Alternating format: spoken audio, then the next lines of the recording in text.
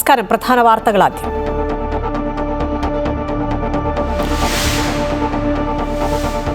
വയനാട്ടിൽ വീണ്ടും ഷിഗല്ല. ബത്തേരിയിൽ 5 കുട്ടികൾക്ക് കൂടി രോഗം സ്ഥിരീകരിച്ചു. നിയന്ത്രണ വിധേയമെന്നും സമ്പർക്കത്തിലൂടെ രോഗം പടരുന്നതായി സംശയമെന്നും ആരോഗ്യമന്ത്രി കെ മുരളീധരൻ.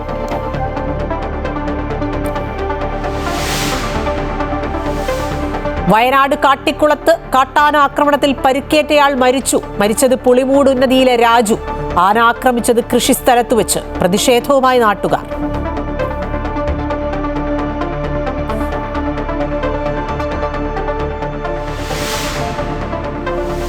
KSRTC സൗജന്യ യാത്രാ പദ്ധതിയായ പ്രിയദർശിനി തിങ്കളാഴ്ച മുതൽ സ്ത്രീകൾക്കും ട്രാൻസ്ജെൻഡേഴ്സിനും KSRTC ഓർഡിനറി ബസ്സിൽ യാത്ര ചെയ്യാം.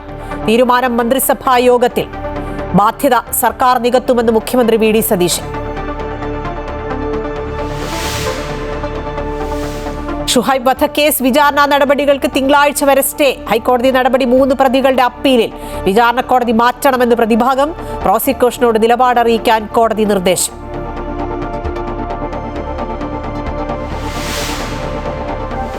കശുവണ്ടി അഴിമതി കേസിൽ കർശന നിലപാടുമായി ഹൈക്കോടതി. പ്രോസിക്യൂഷന് അനുമതി നൽകുന്ന കാര്യത്തിൽ ഉടൻ തീരുമാനമെടുക്കാൻ നിർദ്ദേശം. കോടതി ഉത്തരവ് പാലിച്ചില്ലെങ്കിൽ വീണ്ടും കോടതിയലക്ഷ്യ കേസെടുക്കുമെന്ന് താക്കീത്.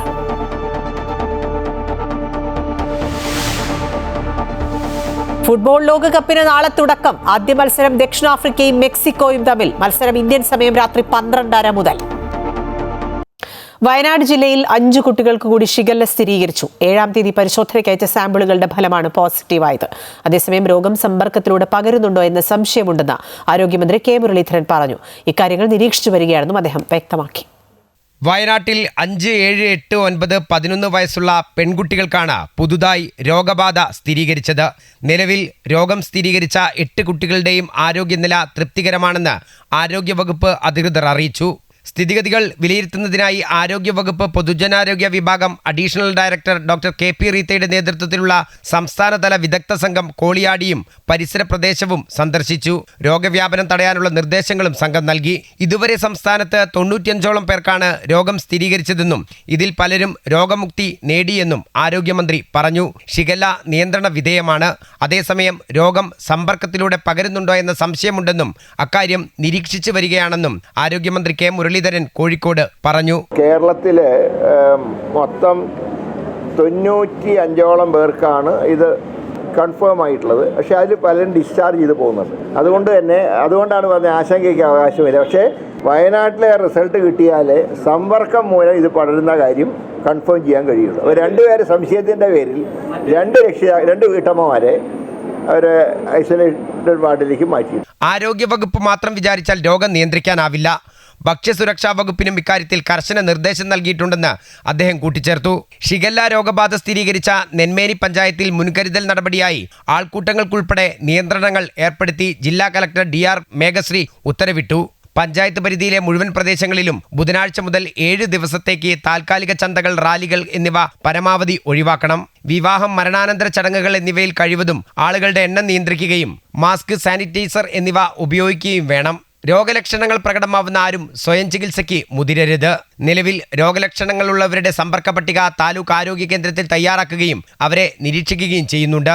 വൃത്തിഹീനമായ സാഹചര്യങ്ങളിൽ പ്രവർത്തിക്കുന്ന ഹോട്ടലുകൾ, തട്ടുകടകൾ എന്നിവയിൽ കർശന പരിശോധന നടത്തി നടപടികൾ സ്വീകരിക്കാനും കുടിവെള്ള സ്രോതസ്സുകൾ ക്ലോറിനേറ്റ് ചെയ്യാനും ഭക്ഷ്യസുരക്ഷാ വകുപ്പിനും ഹെൽത്ത് ഇൻസ്പെക്ടർമാർക്കും നിർദ്ദേശം നൽകിയിട്ടുണ്ട്. അമൃത ന്യൂസ്, വയനാട്. CPM-ന്റെ തിരുവനന്തപുരം ജില്ലാ സെക്രട്ടറിയായി V. ജോയിയെ പ്രഖ്യാപിക്കുന്ന ജില്ലാ സെക്രട്ടേറിയറ്റ് യോഗത്തിൽ നിന്ന് വിട്ടുനിന്ന് V. ശിവൻകുട്ടി. ആരോഗ്യ പ്രശ്നങ്ങൾ കാരണമായി ചൂണ്ടിക്കാട്ടുന്നതെങ്കിലും V. ജോയിയെ തെരഞ്ഞെടുത്തതിൽ അതൃപ്തിയെന്നാണ് സൂചന. ജോയിയെ തെരഞ്ഞെടുത്തതിൽ കടകംപള്ളി സുരേന്ദ്രനും വിയോജിപ്പെന്നാണ് വിവരം. കടുത്ത വിഭാഗീയതയും പൊരിഞ്ഞ തർക്കവുമാണ് CPM തിരുവനന്തപുരം ജില്ലാ നേതൃത്വത്തിൽ കഴിഞ്ഞ കുറേ നാളുകളായി തുടരുന്നത്. ജില്ലാ സെക്രട്ടറി ആരാകണമെന്നതിനെ ചൊല്ലിയാണ് പ്രധാന തർക്കം. നിയമസഭാ തെരഞ്ഞെടുപ്പ് വേളയിൽ V. ജോയി സ്ഥാനമൊഴിഞ്ഞ മത്സരരംഗത്തായിരുന്നു. താൽക്കാലിക ചുമതല മാത്രമാണ് A. റഹീമിന് നൽകിയിരുന്നത്. എന്നാൽ തെരഞ്ഞെടുപ്പിന് ശേഷം V. ശിവൻകുട്ടി ജില്ലാ സെക്രട്ടറി ആകണമെന്ന നിർദ്ദേശം മുന്നോട്ട് വെച്ചു. MLA ആയതിനാൽ V. ജോയി മണ്ഡലത്തിലും നിയമസഭയിൽ അംഗബലം കുറവായതിനാൽ പാർലമെന്ററി രംഗത്തും കൂടുതൽ ശ്രദ്ധ ചെലുത്തട്ടെ എന്നായിരുന്നു ശിവൻകുട്ടി വിഭാഗം വാദിച്ചത്. ജില്ലാ ഘടകത്തിലെ പരമ്പരാഗത എതിർചേരികളായിരുന്ന കടകംപള്ളി സുരേന്ദ്രനും V. ശിവൻകുട്ടിയും പക്ഷേ ഇക്കാര്യത്തിൽ ഒരുമിക്കുന്നതും കണ്ടു. എന്നാൽ ആനാവൂർ നാഗപ്പൻ, M. വിജയകുമാർ, തുടങ്ങിയവർ വി ജോയി ജില്ലാ സെക്രട്ടറിയായി തുടരണമെന്ന് വാദിച്ചു. ഇതിനിടെ CITU സംസ്ഥാന സെക്രട്ടറി KS സുനിൽകുമാറും ജില്ലാ സെക്രട്ടറിയാകാൻ നീക്കം നടത്തിയിരുന്നു. സംസ്ഥാന നേതൃത്വത്തിന്റെ പിന്തുണയ്ക്കായി ശ്രമിക്കുകയും ചെയ്തു. ഇതോടെ ജില്ലാ ഘടകത്തിൽ വലിയ രീതിയിൽ തർക്കമുടലെടുത്തു. ഒടുവിൽ ജില്ലാ നേതാക്കളെ AK സെന്ററിൽ വിളിപ്പിച്ച് സംസ്ഥാന സെക്രട്ടറി MV ഗോവിന്ദനും പ്രതിപക്ഷ നേതാവ് പിണറായി വിജയനും ചർച്ച നടത്തി. അപ്പോഴും ശിവൻകുട്ടിക്കായി കടകംപള്ളിയും വി ജോയിക്കായി ആനാവൂരും വാദിച്ചു. എന്നാൽ പരിഹാര നിർദ്ദേശമെന്ന നിലയിൽ വി ജോയി തുടരണമെന്ന് സംസ്ഥാന നേതൃത്വം തീരുമാനിച്ചു. എന്നാൽ തീരുമാനം പ്രഖ്യാപിക്കാനായി ഇന്ന് ചേർന്ന ജില്ലാ സെക്രട്ടേറിയറ്റ് യോഗത്തിൽ വി ശിവൻകുട്ടി പങ്കെടുത്തില്ല. ശാരീരിക ബുദ്ധിമുട്ടാണ് കാരണമായി പറയുന്നതെങ്കിലും വി ജോയിയെ തെരഞ്ഞെടുത്തതിലെ അതൃപ്തിയാണ് വിട്ടുനിൽക്കാൻ കാരണമെന്നാണ് സൂചന. മന്ത്രിയായിരുന്ന കാലത്തുപോലും ജില്ലാ സെക്രട്ടേറിയറ്റ് യോഗത്തിൽ മുടങ്ങാതെ പങ്കെടുക്കുന്ന നേതാവാണ് വി ശിവൻകുട്ടി. അതേസമയം കടകംപള്ളി സുരേന്ദ്രനും വി ജോയിയെ ജില്ലാ സെക്രട്ടറിയാക്കിയതിൽ അതൃപ്തിയുണ്ടെന്നാണ് സൂചന. അമൃത ന്യൂസ്, തിരുവനന്തപുരം. വധശ്രമ കേസിൽ അറസ്റ്റ് ചെയ്ത തിരുവനന്തപുരം കോർപ്പറേഷൻ വാഴോട്ടുകോണം കൗൺസിലർ സുഗതനെ കാപ്പ ചുമത്തി ജില്ലാ ജയിലിലേക്ക് മാറ്റി. രാത്രിയിൽ സുഗതനെ അറസ്റ്റ് ചെയ്യുന്നതിനിടെ പോലീസ് വെടിയുതിർത്തത് സ്ഥിതിഗതികൾ നിയന്ത്രണ വിധേയമാക്കാനെന്ന് city police commissioner K. Karthik പറഞ്ഞു. കുടുംബാംഗങ്ങളെ പോലീസ് മർദ്ദിച്ചെന്ന ആരോപണം പരിശോധിക്കുമെന്നും സിറ്റി പോലീസ് കമ്മീഷണർ വ്യക്തമാക്കി. വധശ്രമ കേസിൽ ഒളിവിലായിരുന്ന തിരുവനന്തപുരം കോർപ്പറേഷൻ BJP കൗൺസിലർ സുഗതനെ വട്ടിയൂർക്കാവ് പോലീസ് വീട് വളഞ്ഞാണ് പിടികൂടിയത്.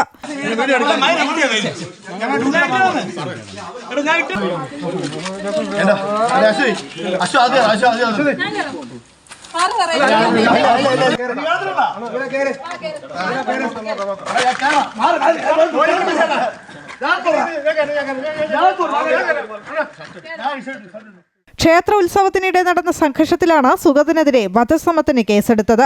മുൻകൂർ ജാമ്യാപേക്ഷ ഹൈക്കോടതി തള്ളിയതോടെ കഴിഞ്ഞ ദിവസം സ്റ്റേഷനിലെത്താൻ നിർദ്ദേശിച്ചിരുന്നു. എന്നാൽ സ്റ്റേഷനിലെത്താത്ത സാഹചര്യത്തിലാണ് പോലീസ് അറസ്റ്റ് ചെയ്തത്. 2 ദിവസം കൂടെ എനിക്ക് വീട്ടിൽ വന്ന് അറസ്റ്റ് ചെയ്തു. എന്റെ വീട്ടിൽ നിന്ന് വെടിവെച്ചു. എന്റെ കൊച്ചിനെ അടിക്കുകയും ചെയ്തു. എന്റെ ഭാര്യ അടിക്കുകയും ചെയ്തു. സുഗതനെ പിടികൂടുന്നതിനിടെ അനുയായികൾ പോലീസിനെ വളഞ്ഞു. ഇതേ തുടർന്ന് SHO വിപിൻ ആകാശത്തേക്ക് വെടിയുതിർത്തു. അറസ്റ്റിനിടെ നടന്ന സംഘർഷത്തിൽ CI വിപിനും SI അഭിജിത്തിനും പരിക്കേറ്റു. ഇതോടെ പോലീസിനെ ആക്രമിച്ച കേസിലും സുഗതന്റെ അറസ്റ്റ് രേഖപ്പെടുത്തി. സുഗതൻ 1-ാം പ്രതിയും സഹോദരൻ സന്ദീപ് 2-ാം പ്രതിയുമാണ്. സുഗതനെതിരെ കാപ്പയും ചുമത്തിയിട്ടുണ്ട്. അതേസമയം അറസ്റ്റ് ചെയ്യാനെത്തിയ പോലീസ് തന്നെ മർദ്ദിച്ചതായി സുഗതന്റെ ഭാര്യ ആരോപിച്ചു. കുഞ്ഞിനെ പിടിച്ചു തള്ളിയതായും അവർ പറഞ്ഞു. സുഗതന്റെ അറസ്റ്റ് സമയത്ത് ക്രമസമാധാനം നിയന്ത്രിക്കാൻ വേണ്ടിയാണ് CI വെടിയുതിർത്തതെന്ന് city police commissioner K. Karthik പറഞ്ഞു. പോലീസ് ഉദ്യോഗസ്ഥർക്ക് പരിക്കേറ്റിട്ടുണ്ട്. മർദ്ദനമേറ്റതായുള്ള സുഗതന്റെ കുടുംബത്തിന്റെ ആരോപണങ്ങൾ പരിശോധിക്കുമെന്നും K. കാർത്തിക് പറഞ്ഞു. പ്രതിയെ പിടിക്കാൻ പോയ സമയത്തിൽ അവിടെ ഒരു സംഘർഷാവസ്ഥ ഉണ്ടായിരുന്നു. അപ്പോൾ ഞാൻ പ്രാഥമികമായിട്ട് മനസ്സിലാക്കുന്നതാണ് പ്രതിയെ പിടിക്കാൻ പോയ സ്ഥലത്തിൽ ഒരു സംഘർഷാവസ്ഥ ഉണ്ടായിരുന്നു. അതുകൊണ്ട് വട്ടിയൂർക്കാവ് ഇൻസ്പെക്ടർ ആ ഒരു സിറ്റുവേഷൻ ഓവർകം ചെയ്യാനായിട്ട് എയറിൽ ഒരു റൗണ്ട് ഫയർ ചെയ്തതായിട്ടാണ് മനസ്സിലാക്കുന്നത്. സ്റ്റേഷനിലെത്തിച്ച സുഗതനെ പിന്നീട് പൂജപ്പുര ജില്ലാ ജയിലിലേക്ക് മാറ്റി. അമൃത ന്യൂസ്, തിരുവനന്തപുരം.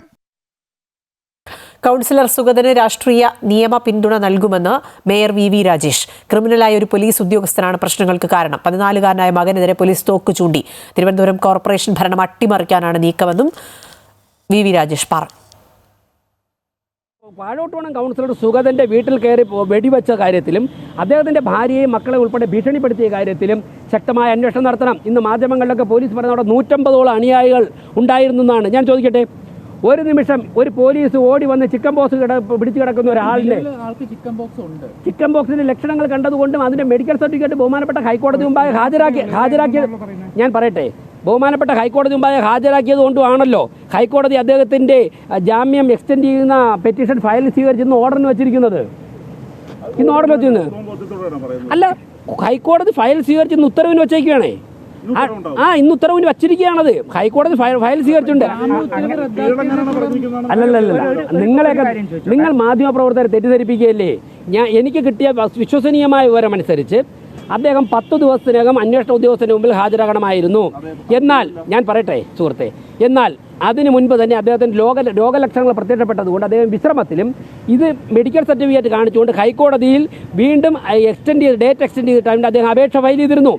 അത് ബഹുമാനപ്പെട്ട ഹൈക്കോടതി മെഡിക്കൽ സർട്ടിഫിക്കറ്റ് പരിശോധിച്ചതിൻ്റെ അടിസ്ഥാനത്തിൽ അതിനെ ഫയൽ സ്വീകരിച്ചു. അതിൻ്റെ ഉത്തരവിന് വച്ചിരുന്നത് കൊണ്ടാണ് ഇന്ന് അതിനനുകൂലമായ ഉത്തരവ് വരുമെന്ന് മനസ്സിലാക്കിക്കൊണ്ടും തെരഞ്ഞെടുപ്പ് ഘട്ടത്തിൽ ഇവിടെ വന്ന പോലീസ് ഉദ്യോഗസ്ഥനായതുകൊണ്ട് ഏതു സമയവും തിരിച്ചു പോകണമെന്ന് മനസ്സിലാക്കിക്കൊണ്ടും ആ തിരിച്ചുപോക്കിന് മുമ്പ് സുഗതനെ രാഷ്ട്രീയമായിട്ട് ശാരീരികമായിട്ട് ഉപദ്രവിക്കണമെന്നുള്ള ഉത്തമ ബോധ്യത്തോടെയാണ് വിപിനിൻ്റെ ക്രിമിനൽ മനസ്സ് വർക്ക് ചെയ്തത്. സുഗതന്റെ അറസ്റ്റിൽ അസ്വാഭാവികതയില്ലെന്നും ഗുണ്ടകളുടെ പറുദീസയായി കേരളത്തെ മാറ്റില്ല എന്നും ആഭ്യന്തരമന്ത്രി രമേശ് ചെന്നിത്തല. ആകാശത്തേക്ക് വെടിവെച്ച് ഗുണ്ടയെ പിടികൂടിയ പോലീസ് ഉദ്യോഗസ്ഥരെ അഭിനന്ദിക്കുകയാണെന്നും അദ്ദേഹം പറഞ്ഞു.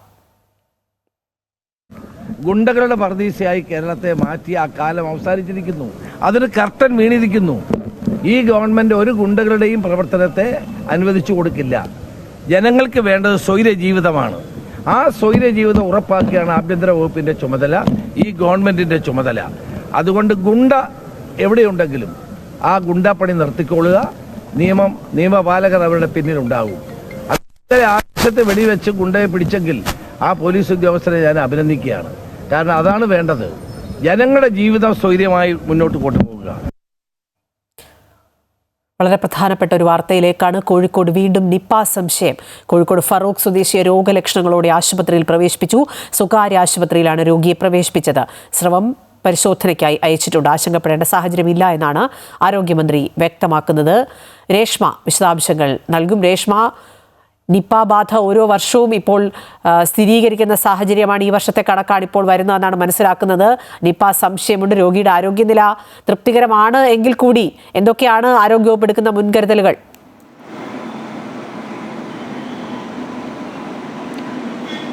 അഖില 43 വയസ്സുകാരനാണ് രോഗലക്ഷണങ്ങളോടെ ആശുപത്രിയിൽ പ്രവേശിക്കപ്പെട്ടിരിക്കുന്നത്. ഇദ്ദേഹത്തിന് കടുത്ത പനിയും തലവേദനയുമായിരുന്നു. തുടർന്ന് സ്വകാര്യ ആശുപത്രിയിൽ ചികിത്സ തേടുകയായിരുന്നു.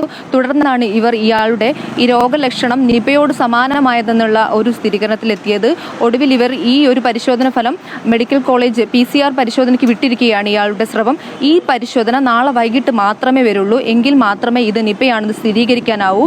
ഇപ്പോൾ ഇതൊരു വെറും സംശയം മാത്രമാണ്. രോഗലക്ഷണങ്ങൾ ഉണ്ടെന്ന് മാത്രമാണുള്ളത്. നമുക്കറിയാം, നേരത്തെ കോഴിക്കോട് ജില്ലയിലാണ് ആദ്യമായിട്ട് നിപ റിപ്പോർട്ട് ചെയ്യപ്പെട്ടിരുന്നത്. 21-ലേറെ അധികം ആളുകളാണ് അന്ന് മരണപ്പെട്ടിരുന്നത്. അതിനുശേഷം ഓരോ വർഷവും നിപ കണക്കുകൾ വന്നുകൊണ്ടിരുന്നിരുന്നു. നിരവധി പേർക്ക് തന്നെ ജീവൻ നഷ്ടമായ സാഹചര്യം ഉണ്ടായിരുന്നു. നിപയുടെ രോഗവാഹകരായിട്ടുള്ളത് വൈറസ് ഇരിക്കുന്നത് നമുക്കറിയാം. വവ്വാലുകളാണ് ഇതിൻ്റെ പ്രധാനമായ വൈറസ്. ഈ വവ്വാലുകളിൽ നിന്നാണ് ഇത് മനുഷ്യരിലേക്ക് പകരുന്നത്. വവ്വാലിൻ്റെ പ്രജനനകാലത്താണ് ഇത് മനുഷ്യരിലേക്ക് എത്തിപ്പെടുന്നത്. ഇതിന് ഏറ്റവും ലോക്ക്ഡൗൺ പോലെയുള്ള ഒരു സാഹചര്യമാണ് കോഴിക്കോട് ഉൾപ്പെടെ ഉണ്ടായിരുന്നത്. നിലവിൽ പേടിക്കാൻ ഇല്ലെന്നാണ് ആരോഗ്യവകുപ്പ് നമ്മളോട് പറയുന്നത്. രോഗലക്ഷണം മാത്രമാണ്, പരിഭ്രാന്തി പരത്തരുത്. ഇത്തരമൊരു രോഗം റിപ്പോർട്ട് ചെയ്ത ജനങ്ങളിലേക്ക് പരിഭ്രാന്തി പരത്തരുത്, രോഗലക്ഷണം മാത്രമാണെന്നാണ് ഇപ്പോൾ ആരോഗ്യവകുപ്പ് അറിയിച്ചിരിക്കുന്നത്. ശരി, രേഷ്മയാണ് വിശദാംശങ്ങൾ നൽകിയത്. നിലവിലെ ഒരു സാഹചര്യത്തിൽ ആശങ്കയില്ലെങ്കിൽ കൂടി ഇനി പരിശോധനാ ഫലം എന്താകും എന്നറിയണം. അങ്ങനെ ഏതെങ്കിലും തരത്തിൽ നിപ്പ അദ്ദേഹത്തിന് സ്ഥിരീകരിക്കുകയാണെങ്കിൽ പിന്നെ പ്രതിരോധ നടപടികളൊപ്പം അദ്ദേഹവുമായി സമ്പർക്കമുള്ള ആളുകളെയൊക്കെ ഈ പരിശോധനയുടെ ഭാഗമാക്കും. അങ്ങനെ നിരവധി കാര്യങ്ങൾ ആരോഗ്യവകുപ്പിന് ചെയ്യാനുണ്ട്. ജാഗ്രതയോടെ ജനങ്ങൾ മുന്നോട്ട് പോകേണ്ട സമയമാണ് എന്നുകൂടി ഓർമ്മിപ്പിക്കുകയാണ്. രാജ്യസഭാ തെരഞ്ഞെടുപ്പിൽ മീനാക്ഷി നടരാജന്റെ നാമനിർദ്ദേശ പത്രിക തള്ളിയ നടപടി ജനാധിപത്യത്തിന്റെ അട്ടിമറിയാണെന്ന് കോൺഗ്രസ്. KC വേണുഗോപാലിന്റെ നേതൃത്വത്തിൽ നേതാക്കൾ തെരഞ്ഞെടുപ്പ് കമ്മീഷന് പരാതി നൽകി. വിവരങ്ങൾ ചേർക്കാൻ അവസരം നൽകിയെങ്കിലും കോൺഗ്രസ് സ്ഥാനാർത്ഥി തയ്യാറാകാത്തതാണ് പത്രിക തള്ളിയതിന് കാരണമെന്ന് തെരഞ്ഞെടുപ്പ് കമ്മീഷൻ വ്യക്തമാക്കി. രാജ്യസഭാ തെരഞ്ഞെടുപ്പിന് മധ്യപ്രദേശിൽ കോൺഗ്രസ് സ്ഥാനാർത്ഥി മീനാക്ഷി നടരാജന്റെ നാമനിർദ്ദേശ പത്രിക തള്ളിയതിനെതിരെ കോൺഗ്രസ് ശക്തമായ പ്രതിഷേധം അറിയിച്ചു. KC വേണുഗോപാൽ, ജയറാം രമേശ്, അഭിഷേക് സിംഗ്വി തുടങ്ങിയ നേതാക്കൾ ഡൽഹിയിൽ തെരഞ്ഞെടുപ്പ് കമ്മീഷനെ നേരിൽ കണ്ടാണ് പരാതി നൽകിയത്. പത്രിക തള്ളിയ നടപടി പിൻവലിക്കണമെന്ന് കോൺഗ്രസ് നേതാക്കൾ ആവശ്യപ്പെട്ടു. തെരഞ്ഞെടുപ്പ് കമ്മീഷന്റെ നടപടി നിയമവിരുദ്ധവും ജനാധിപത്യത്തിന്റെ അട്ടിമറിയാണെന്നും നേതാക്കൾ ആരോപിച്ചു. തെലങ്കാന കോടതിയിൽ നിലനിൽക്കുന്ന ക്രിമിനൽ കേസിന്റെ വിവരം മീനാക്ഷി നടരാജൻ നാമനിർദ്ദേശ പത്രികയിൽ ഉൾപ്പെടുത്തിയിരുന്നില്ല. ഇക്കാര്യം ചൂണ്ടിക്കാട്ടി BJP പരാതി നൽകിയതോടെയാണ് മീനാക്ഷി നടരാജന്റെ നാമനിർദ്ദേശ പത്രിക തള്ളിയത്. അതേസമയം റിട്ടേണിംഗ് ഓഫീസർ നടപടിക്രമങ്ങൾ പാലിച്ചാണ് തീരുമാനമെടുത്തതെന്ന് തെരഞ്ഞെടുപ്പ് കമ്മീഷൻ വിലയിരുത്തി. വിവരങ്ങൾ ചേർക്കാൻ അവസരം നൽകിയെങ്കിലും സ്ഥാനാർത്ഥി അതിന് തയ്യാറാകാത്തതോടെയാണ് പത്രിക തള്ളിയതെന്നും കമ്മീഷൻ വ്യക്തമാക്കിയിട്ടുണ്ട്. അമൃത ന്യൂസ്, ന്യൂഡൽഹി. വന്യമൃഗങ്ങളുടെ ആക്രമണത്തിൽ നിന്നും കർഷകരെ സംരക്ഷിക്കണമെന്നും കർഷകർക്കെതിരെയുള്ള കള്ളക്കേസുകൾ അവസാനിപ്പിക്കണമെന്നും ആവശ്യപ്പെട്ട് കോന്നിയിൽ പ്രതിഷേധം.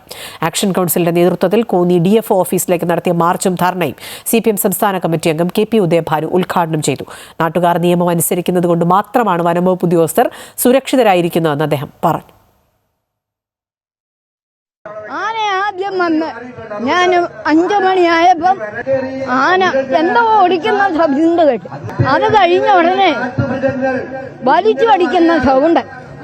അപ്പൊ ഞാൻ 10 മിനിറ്റ് നേരം ബാത്റൂമിൽ ഇറങ്ങിയിട്ട് എന്റെ കയ്യിലൊരു ചെറിയ ലൈറ്റ് ഞാൻ അടിച്ചു നോക്കിയപ്പം സാറേ എന്റെ ഇടത്തും വലത്തും ആന. ഞാൻ എങ്ങോട്ട് തിരിയണം? നൂറ്റാണ്ടുകളായി താമസിക്കുന്ന സ്വന്തം മണ്ണിൽ നിന്നും ഒഴിഞ്ഞുപോവില്ലെന്ന പ്രഖ്യാപനവുമായാണ് ആക്ഷൻ കൗൺസിലിന്റെ നേതൃത്വത്തിൽ കർഷകർ കോന്നി DFO ഓഫീസിലേക്ക് മാർച്ച് നടത്തിയത്. ജനവാസ മേഖലകളിൽ നിരന്തരമുണ്ടാകുന്ന വന്യമൃഗ ആക്രമണങ്ങൾക്ക് ശാശ്വത പരിഹാരം കാണാൻ വനംവകുപ്പ് തയ്യാറാകണമെന്നാണ് കർഷകരുടെ പ്രധാന ആവശ്യം. മാർച്ച് ഉദ്ഘാടനം ചെയ്ത CPM സംസ്ഥാന കമ്മിറ്റി അംഗം KP ഉദയഭാനു വനംവകുപ്പിന്റെ വീഴ്ചകൾക്കെതിരെ രൂക്ഷമായ വിമർശനമാണ് ഉന്നയിച്ചത്. കാട്ടാനകൾ പെറ്റുപെരുകയാണെന്നും ലക്ഷക്കണക്കിന് രൂപ മുടക്കിയിറക്കുന്ന കൃഷി വിളവെടുപ്പിന് മുൻപ് നശിക്കുകയാണെന്നും അദ്ദേഹം പറഞ്ഞു. നാട്ടുകാർ നിയമം അനുസരിക്കുന്നതുകൊണ്ട് മാത്രമാണ് വനംവകുപ്പ് ഉദ്യോഗസ്ഥർ സുരക്ഷിതരായിരിക്കുന്നതെന്നും അദ്ദേഹം ഓർമ്മിപ്പിച്ചു. വളരെ വ്യക്തമായിട്ട് നമ്മൾ പറയാം, കൃഷി നശിപ്പിച്ചാൽ അതിന്റെ പൂർണ്ണമായ ചെലവ് ഫോറസ്റ്റ് തന്നേ പറ്റുള്ളൂ, വനം വകുപ്പ് തന്നേ പറ്റുള്ളൂ. നിങ്ങൾ ഈ ആളുകളെ ഭയപ്പെടുത്തുന്ന ഒരു കാര്യം ഞാൻ പറയാം. നിയമം എന്ന് പറയുന്നത് ചിലന്ത് വിലയാണ്. അത് ഭേദിക്കാൻ വന്യജീവിയൊക്കെ അത് ഭേദിച്ചു പോകും. അതുകൊണ്ട് നിയമം ഞങ്ങൾ നാട്ടുകാർ അനുസരിക്കുന്നത് മാത്രമേ നിയമത്തിന് പിൻബലമുള്ള കാര്യം ഞാൻ ഇവിടുത്തെ ഫോറസ്റ്റ് ഉദ്യോഗസ്ഥന്മാരെ ഓർമ്മപ്പെടുത്തുകയാണ്. വന്യമൃഗങ്ങളെ പ്രതിരോധിക്കാൻ നോക്കുന്ന കർഷകരെ കള്ളക്കേസിൽ കുടുക്കാനാണ് വനംവകുപ്പ് ശ്രമിക്കുന്നത്. കഴിഞ്ഞയാഴ്ച ജനവാസ മേഖലയിൽ വന്ന് ആന ചരിഞ്ഞ സംഭവത്തിൽ സ്ഥലമുടമയായ സന്തോഷിനെതിരെ കേസെടുക്കാനുള്ള നീക്കത്തിലാണ് വനംവകുപ്പ്. വന്യമൃഗങ്ങൾ ജനവാസ മേഖലയിൽ വന്ന് ആത്മഹത്യ ചെയ്താൽ അതിന് നാട്ടുകാരാണോ ഉത്തരവാദികളെന്നും അദ്ദേഹം ചോദിച്ചു. കാട്ടുമൃഗങ്ങൾ എവിടെയെങ്കിലും ഒന്ന് നാട്ടിൽ വന്ന് മരിച്ചാൽ ആന അവിടെ വന്ന് ആത്മഹത്യ ചെയ്തു, അതിന് നാട്ടുകാർ എന്ത് വേണം? കാട്ടുമൃഗങ്ങളെ കാട്ടിൽ തന്നെ നിർത്താനുള്ള നടപടികൾ വനംവകുപ്പ് സ്വീകരിക്കണം. ഇതിനായി കിടങ്ങുകൾ ഉൾപ്പെടെയുള്ള പ്രതിരോധ സംവിധാനങ്ങൾ അടിയന്തരമായി നിർമ്മിക്കണമെന്നാണ് കർഷകരുടെ ആവശ്യം. ആവശ്യങ്ങൾ അംഗീകരിച്ചില്ലെങ്കിൽ വരും ദിവസങ്ങളിൽ സമരം കൂടുതൽ ശക്തമാക്കാനാണ് ആക്ഷൻ കൗൺസിലിന്റെ തീരുമാനം. അമൃത ന്യൂസ്, പത്തനംതിട്ട. വയനാട് കാട്ടിക്കുളത്ത് കാട്ടാനാക്രമണത്തിൽ പരിക്കേറ്റ് ചികിത്സയിലായിരുന്ന തൊഴിലാളി മരിച്ചു. പുളിമൂട് നദിയിലെ രാജുവാണ് മരിച്ചത്.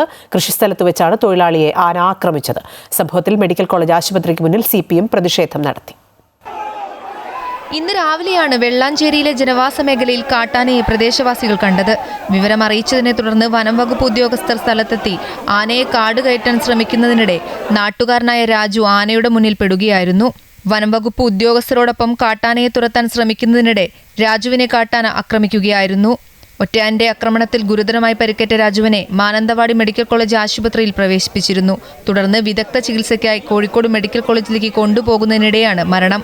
കാട്ടാന ആക്രമണത്തിൽ തുടർച്ചയായി ജീവൻ നഷ്ടപ്പെടുന്നതിൽ പ്രതിഷേധിച്ച് രാജുവിന്റെ ബന്ധുക്കളും നാട്ടുകാരും CPM പ്രവർത്തകരും മാനന്തവാടി മെഡിക്കൽ കോളേജ് മോർച്ചറി പരിസരത്ത് പ്രതിഷേധം നടത്തി. CPM വയനാട് ജില്ലാ സെക്രട്ടറി K. റഫീഖിന്റെയും മുൻ മന്ത്രി OR കേളുവിന്റെയും അടക്കം നേതൃത്വത്തിലാണ് മോർച്ചറിക്ക് മുന്നിൽ സമരം നടന്നത്.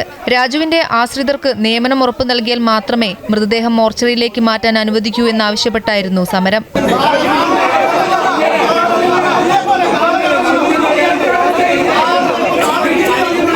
രണ്ടാഴ്ച മുമ്പ് കാട്ടാനയുടെ ആക്രമണത്തിൽ വയനാട്ടിൽ യുവതിക്ക് ജീവൻ നഷ്ടമായിരുന്നു. മേപ്പാടി പഞ്ചായത്തിലെ പുത്തുമല ചുണ്ടയിൽ സ്കൂട്ടറിൽ സഞ്ചരിക്കവേ ജെസ്സി എന്ന യുവതിയെയാണ് കാട്ടാന ആക്രമിച്ചു കൊലപ്പെടുത്തിയത്. ജില്ലയിൽ ഇന്ന് പലയിടത്തും വന്യജീവി ആക്രമണം റിപ്പോർട്ട് ചെയ്യുന്നുണ്ട്. പുൽപ്പള്ളി മൂന്നുപാലത്ത് കൂട്ടിൽ കെട്ടിയിരുന്ന ആടിനെ പുലി ആക്രമിച്ചു കൊന്നു. ചീരാൽ കല്ലുമുക്ക് സ്വകാര്യ എസ്റ്റേറ്റിന് സമീപം കടുവ കാട്ടുപന്നിയെ കൊന്നു. അമൃത ന്യൂസ്, കോഴിക്കോട്.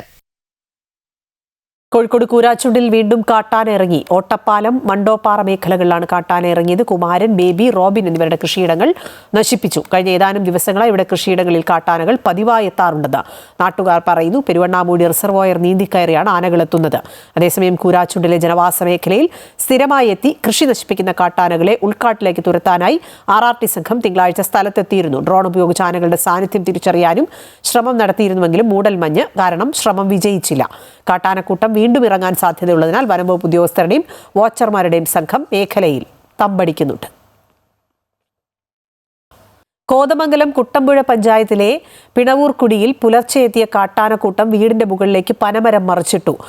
പൊട്ടനാനിക്കൽ ബിനോയിയുടെ വീടിന്റെ മേൽക്കൂരയിലേക്കാണ് മരം മറിച്ചിട്ടത്. പുലർച്ചെ 3 മണിയോടെ ശബ്ദം കേട്ട് വീട്ടിലെ താമസക്കാരായ രാജൻ, ഭാര്യ അനിത, മകൾ എന്നിവർ ഓടി രക്ഷപ്പെടുകയായിരുന്നു. കാട്ടാന ശല്യം മൂലം വീടിന് പുറത്തിറങ്ങാൻ പോലും കഴിയാത്ത അവസ്ഥയാണെന്നും പരിഹാരം വേണമെന്നും നാട്ടുകാർ ആവശ്യപ്പെടുന്നു.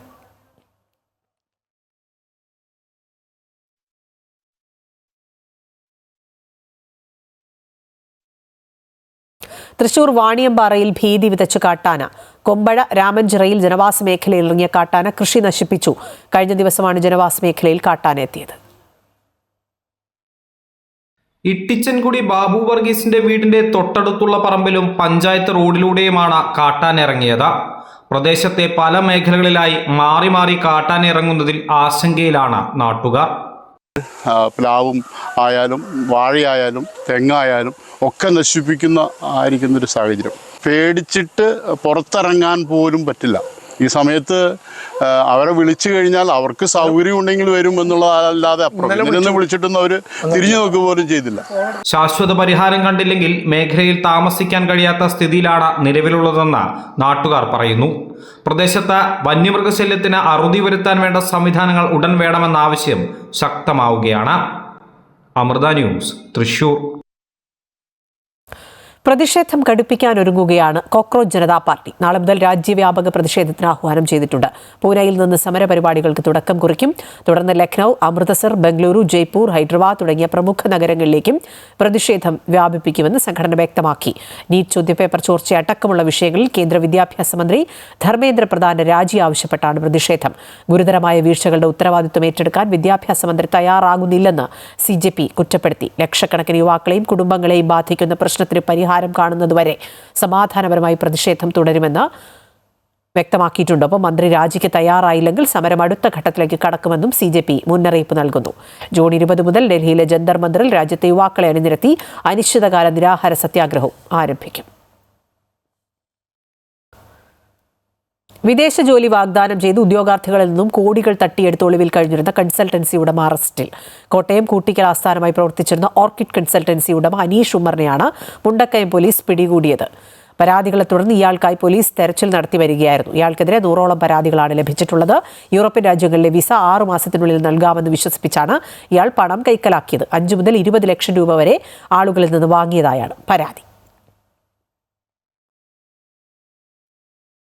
മലപ്പുറം കൊണ്ടോട്ടിയിൽ റോഡിൽ കണ്ടെത്തിയ കുഞ്ഞിനെ രക്ഷിച്ച് ബസ് ജീവനക്കാർ. കൊണ്ടോട്ടി വലിയ പറമ്പ് ചെറുമുറ്റത്താണ് കുഞ്ഞിനെ റോഡിൽ കണ്ടത്. ഇതുവഴി എത്തിയ ബസ് ഡ്രൈവർ കുഞ്ഞിനെ കണ്ട് വണ്ടി നിർത്തി. ജീവനക്കാരൻ കുഞ്ഞിനെ റോഡിൽ നിന്ന് എടുത്തു മാറ്റുകയായിരുന്നു.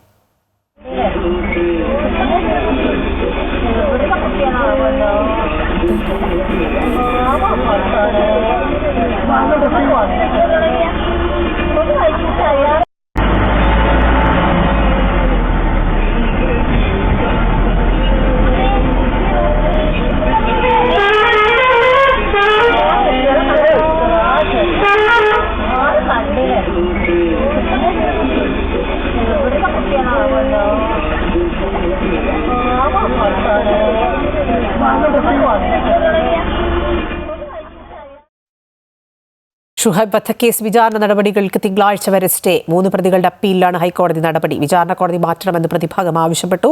പ്രോസിക്യൂഷനോട് നിലപാടറിയിക്കാൻ കോടതി നിർദ്ദേശിച്ചിട്ടുണ്ട്.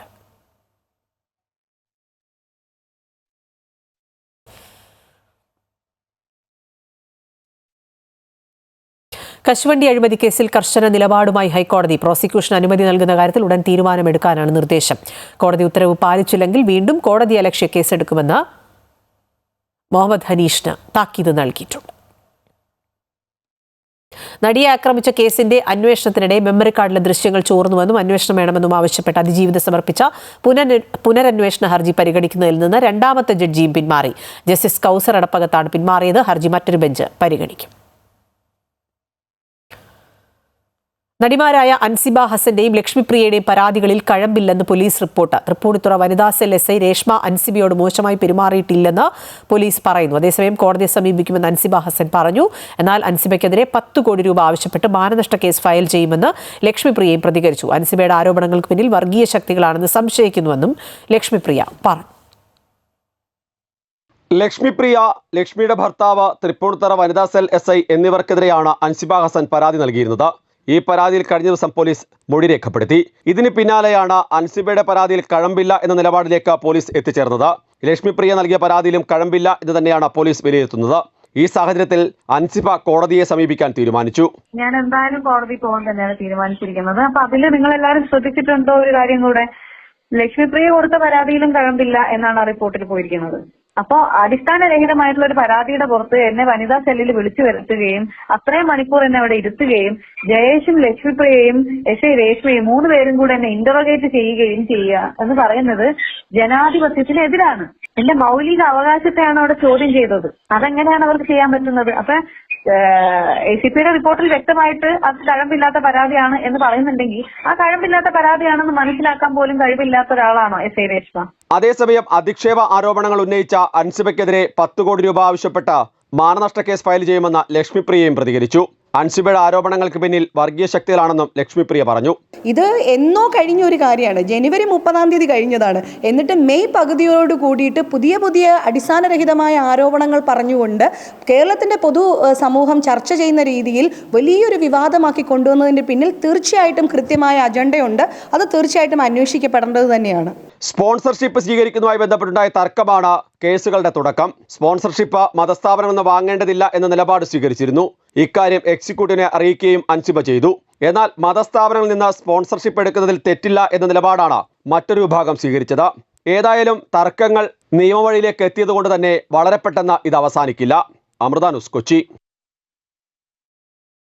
ഭരണം മാറിയിട്ടും സർക്കാർ ആശുപത്രികളിലെ അനാസ്ഥയ്ക്ക് മാത്രം അറുതിയില്ല. സ്വന്തം കെട്ടിടത്തിലേക്ക് മാറിയെങ്കിലും ആലപ്പുഴ ദന്തൽ കോളേജിൽ വാങ്ങിയ 60 ലക്ഷം രൂപയുടെ അത്യാധുനിക നിലവാരത്തിലുള്ള മെഷീന്റെ പ്രവർത്തനം ഇതുവരെ ആരംഭിക്കാനായിട്ടില്ല. ഇതിനു പുറമെ ഡോക്ടർമാർ കാണിക്കുന്ന അനാസ്ഥയിൽ ജനങ്ങൾ വലയുകയാണ്. ദിനംപ്രതി നിരവധി പരാതികളാണ് ആലപ്പുഴയിലെ ദന്തൽ കോളേജിൽ നിന്ന് ഉയരുന്നത്.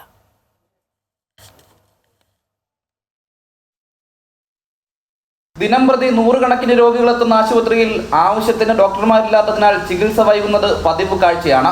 സ്കാനിംഗ് മെഷീനുകൾ തകരാറിലായത് മൂലം സ്വകാര്യ സ്കാനിംഗ് സെന്ററുകളിൽ പോയി ഭീമമായ തുക നൽകി പരിശോധിച്ച് ഫലം വാങ്ങേണ്ടി വരുന്ന ഗതികേടിലാണ് രോഗികൾ. എക്സ്റേയുടെ സ്ഥിതിയും വ്യത്യസ്തമല്ല. ഭീമമായ തുക മുടക്കാനില്ലാത്ത സാധാരണക്കാർ ഇവിടെ ചികിത്സ തേടിയാലും അവരുടെ ജീവന് പോലും സുരക്ഷയില്ല എന്നതാണ് യാഥാർത്ഥ്യം. നീർക്കുന്നത്തെ വീട്ടമ്മയ്ക്കുണ്ടായ ദുരനുഭവമാണ് ഇതിൽ അവസാനത്തേത്.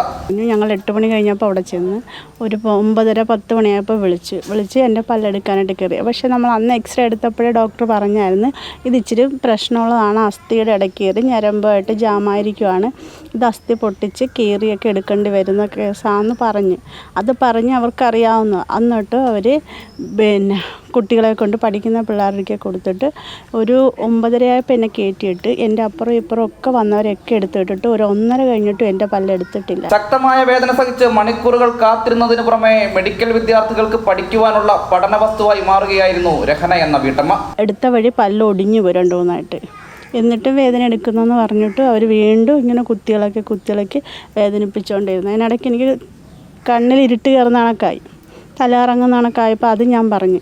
അതിനപ്പോൾ ഇച്ചിരി റെസ്റ്റ് ചെയ്യുമെന്ന് പറഞ്ഞിട്ട് കിടത്തിയിട്ട് വീണ്ടും ഒരു ഇത്. പിന്നെ അത്രയും ഒരു 1:30 കഴിഞ്ഞപ്പോൾ അത്രയും സഹിട്ടപ്പോൾ ഞാൻ പറഞ്ഞു ഇനി എൻ്റെ പല്ല് എടുക്കണ്ട, എനിക്ക് ഇത്രയും വേദന എടുക്കാൻ പറ്റുന്നില്ല, ഇവിടുത്തെ എല്ല് പൊട്ടുന്ന പോലെ ആയിരിക്കുവാണ്, എൻ്റെ പല്ലിനെ എടുക്കട്ടെ, ഇത്രയും സമയം ക്ഷമിച്ചില്ലേ, ഇനി പറ്റത്തില്ല എന്നും പറഞ്ഞ് അവിടെ ഇറങ്ങി.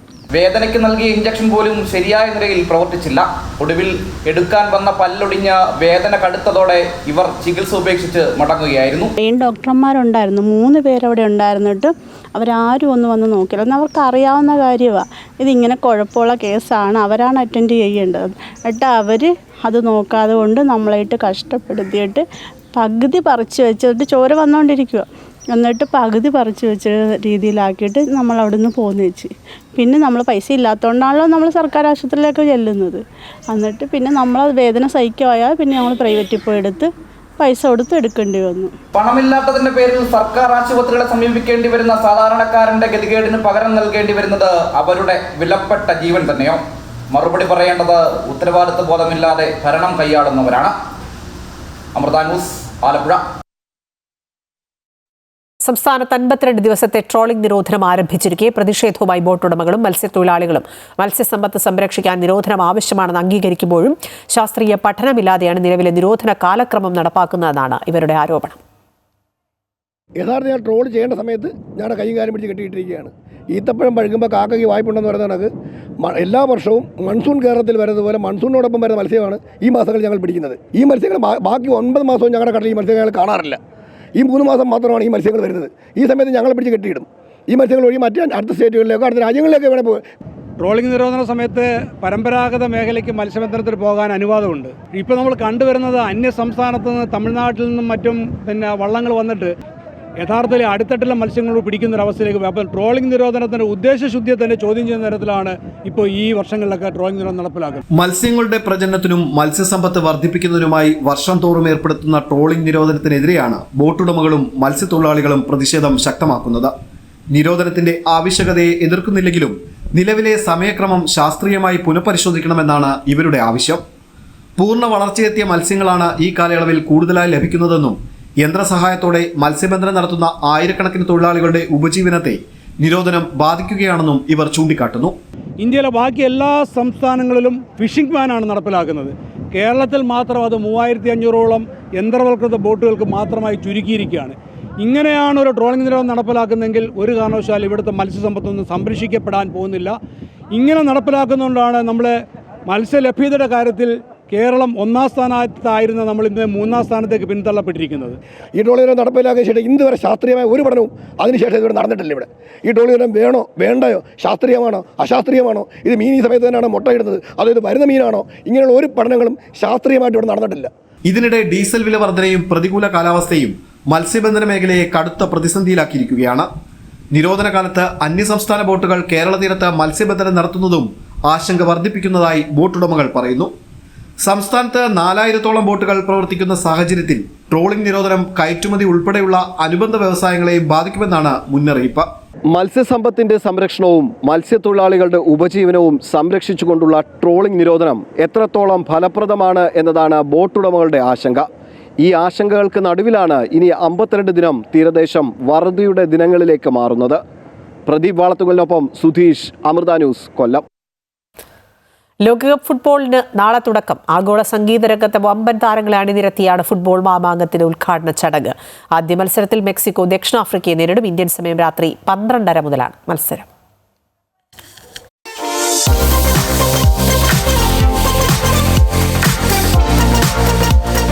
ഫിഫ ലോകകപ്പ് ഫുട്ബോളിന്റെ ഉദ്ഘാടന ചടങ്ങ് ഗംഭീരമാക്കാൻ പോപ്പ് താരം ഷക്കീറ, ടൈല എന്നിവരടങ്ങുന്ന പ്രമുഖ ഗായകരാണ് അണിനിരക്കുന്നത്. പ്രത്യേക മൾട്ടി ട്രാക്ക് മ്യൂസിക് പ്രോജക്റ്റുകളും മെഗാ ആൽബവും ഫിഫ സജ്ജമാക്കിയിട്ടുണ്ട്. വൈവിധ്യമാർന്ന പ്രമേയങ്ങളിൽ 3 വ്യത്യസ്ത വേദികളിലായിട്ടാണ് ഉദ്ഘാടന ചടങ്ങുകൾ നടക്കുക. അമേരിക്കയിലും കാനഡയിലും മെക്സിക്കോയിലുമായി അരങ്ങേറുന്ന ലോകകപ്പിന്റെ 23ാം പതിപ്പിനാണ് തുടക്കമാകുന്നത്. 48 ടീമുകൾ, 12 ഗ്രൂപ്പുകൾ, 1248 താരങ്ങൾ, 16 വേദികൾ, 104 മത്സരങ്ങൾ. മെക്സിക്കോ ഇത് 3ാം തവണയാണ് ലോകകപ്പ് ഫുട്ബോളിന് വേദിയാകുന്നത്. അമേരിക്ക 2ാമതും. 1994ലാണ് അമേരിക്ക അവസാനമായി ലോകകപ്പിന് ആതിഥേയത്വം വഹിച്ചത്. കാനഡ ഇതാദ്യമായിട്ടാണ് ടൂർണമെന്റിന്റെ ആതിഥേയത്വം വഹിക്കുന്നത്. ഇത്തവണ ലോകകപ്പിൽ 32 പകരം 48 ടീമുകൾ മാറ്റുരയ്ക്കും. 12 ഗ്രൂപ്പുകളിലെ ആദ്യ 2 സ്ഥാനക്കാരും ഏറ്റവും മികച്ച 8 മൂന്നാം സ്ഥാനക്കാരും നോക്കൌട്ട് റൗണ്ടിന്റെ തുടക്കമായ റൗണ്ട് ഓഫ് 32-ൽ മത്സരിക്കും. പിന്നീട് 16 ടീമുകളുടെ പ്രീ ക്വാർട്ടർ, അതിനുശേഷം ക്വാർട്ടർ, സെമി എന്നിവ നടക്കും. ജൂലൈ 19 കലാശ പോരാട്ടം. ഉദ്ഘാടന മത്സരം മെക്സിക്കോ സിറ്റിയിലെ ബെനോട്ടോ സ്റ്റേഡിയത്തിലും ഫൈനൽ ന്യൂജേഴ്സിയിലെ ഈസ്റ്റ് റോദർഫോർഡിലെ മെറ്റ് ലൈഫ് സ്റ്റേഡിയത്തിലും നടക്കും. ഗ്രൂപ്പ് എയിലെ ആദ്യ മത്സരത്തിൽ സഹ ആതിഥേയരായ മെക്സിക്കോ ബെനോർട്ടെ സ്റ്റേഡിയത്തിൽ ദക്ഷിണാഫ്രിക്കയെ നേരിടും. ഇന്ത്യൻ സമയം 12:30 മത്സരം. Sports desk, Amrita news.